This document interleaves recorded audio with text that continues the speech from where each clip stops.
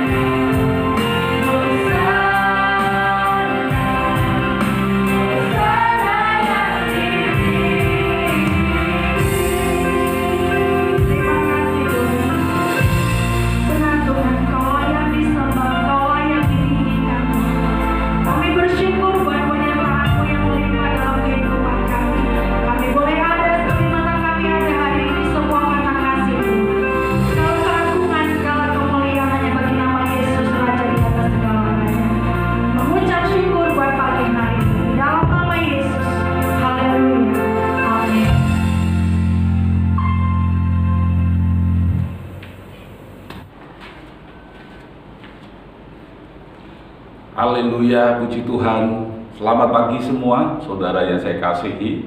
Kembali kita akan belajar firman Tuhan. Mari kita akan berdoa. Kita persiapkan hati kita supaya Tuhan boleh berkenan memberkati setiap kita dengan firman-Nya. Haleluya.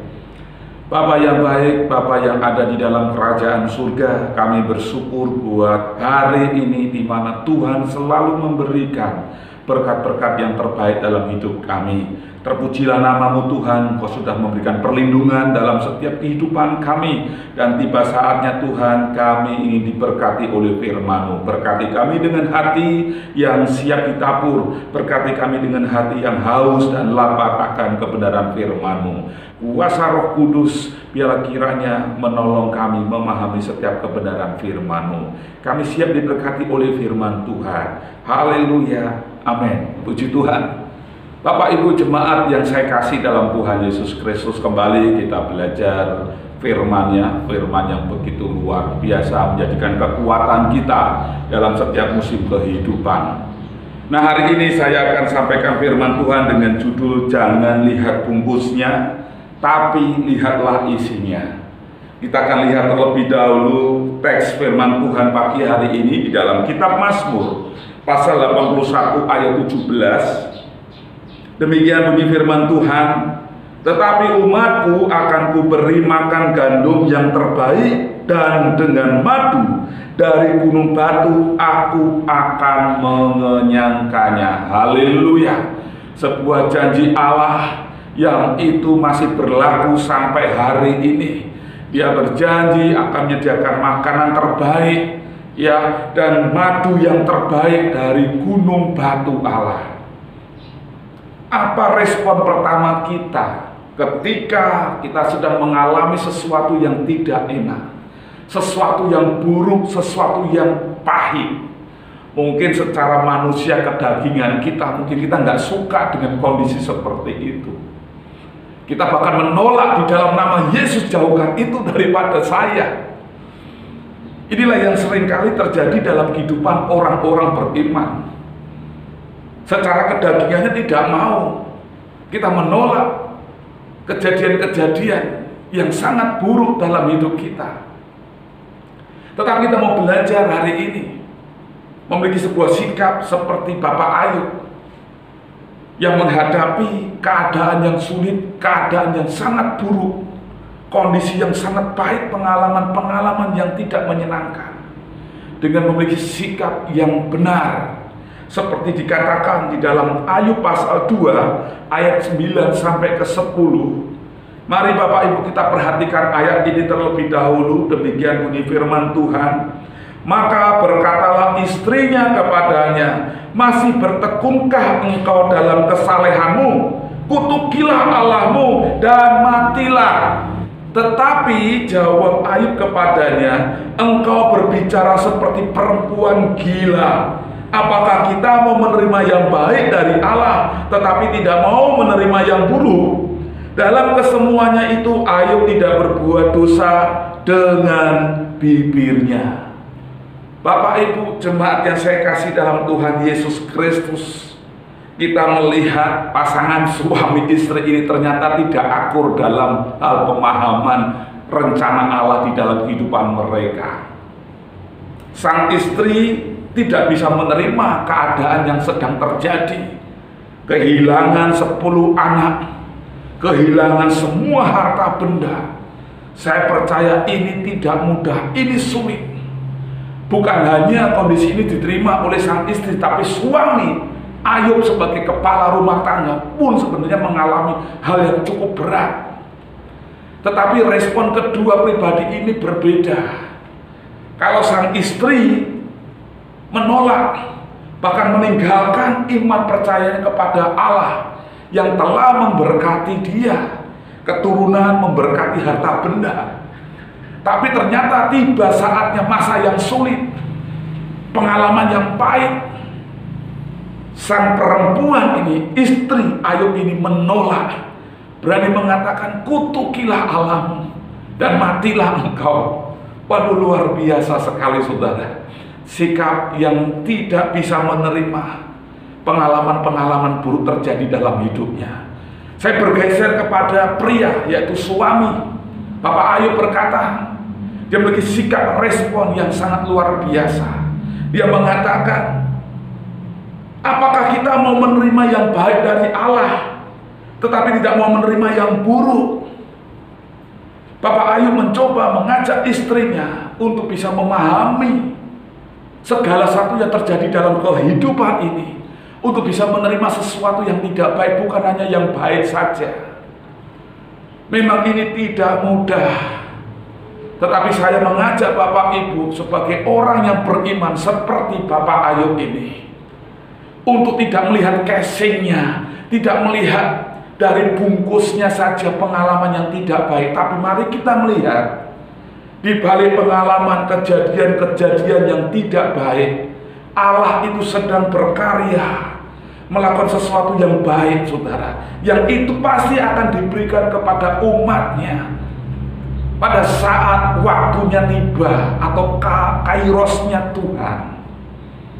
Nah, kita belajar pagi hari ini Bapak Ibu untuk menyingkapi setiap rencana Allah yang begitu ajaib dan luar biasa. Saya kembali kepada kitab Mazmur pasal 81 ayat 17. Akan ku beri makan gandum yang terbaik, dan dengan madu dari gunung batu aku akan mengenyangkannya. Kenapa Allah mengatakan aku akan memberikan makanan gandum terbaik dan memberikan madu yang manis dari gunung batu? Ini bicara soal kehidupan yang keras. Gunung batu, gunung yang keras, gunung yang gersang, gunung yang kering, gunung yang tidak dipenuhi dengan pohon-pohon hijau, saudara. Tapi dari gunung batu berbicara mengenai sesuatu kehidupan yang tidak mudah dijalani. Tapi justru dalam keadaan kehidupan seperti itulah akan menghasilkan berkat Allah yang luar biasa, akan menghasilkan sesuatu yang indah dan manis. Kalau kita merenungkan Bapak Ibu dari kitab Perjanjian Lama, ada keajaiban itu terjadi di saat kondisi yang sulit. Mujizat terjadi kepada 3 anak muda, Sadrak, Mesak, dan Abednego, ketika mereka dihadapkan kepada sebuah pilihan kehidupan atau kematian. Ketika anak muda ini dihadapkan dengan sebuah perapian yang sangat panas. Kalau mereka menolak menyembah patung yang dibuat untuk raja, mereka akan dibakar hidup-hidup dalam perapian yang sangat panas sekali. Kehidupan mereka dipertaruhkan, nyawa mereka dipertaruhkan dalam pengalaman yang begitu berat, pengalaman yang begitu pahit, yang sulit. Ketiga anak muda ini, firman Tuhan mencatat, mereka tetap setia kepada Allah. Keajaiban terjadi di mana 3 anak muda ini ketika dimasukkan karena mereka setia, tetap menyembah Allah dan tidak mau menyembah patung buatan raja ini, saudara. Mereka diselamatkan dari api yang sangat besar panasnya. Mereka diselamatkan oleh Allah. Janda di Sarfat mengalami keajaiban di mana minyak dan gandum tidak pernah habis di masa kekeringan. Ketika mereka taat, ketika janda ini setia kepada Allah, memberikan, mendahulukan berkat Tuhan, seorang hamba Tuhan. Dan yang terjadi keajaiban, saudara, di masa yang sulit, janda Sarfat ini diajarkan untuk berbagi, tidak memiliki sebuah sikap egois, tapi Allah memerintahkan untuk berbagi kepada seorang hamba Allah pada itu. Dan yang terjadi keajaiban, saudara, mujizat Allah terjadi. Kita juga bisa melihat bagaimana kehidupan dalam Perjanjian Baru. Lazarus mengalami keajaiban di mana dia sudah mati 4 hari, bisa bangkit, saudara, dan menjadi orang yang hidup kembali setelah dia mati 4 hari dan sudah berbau busuk.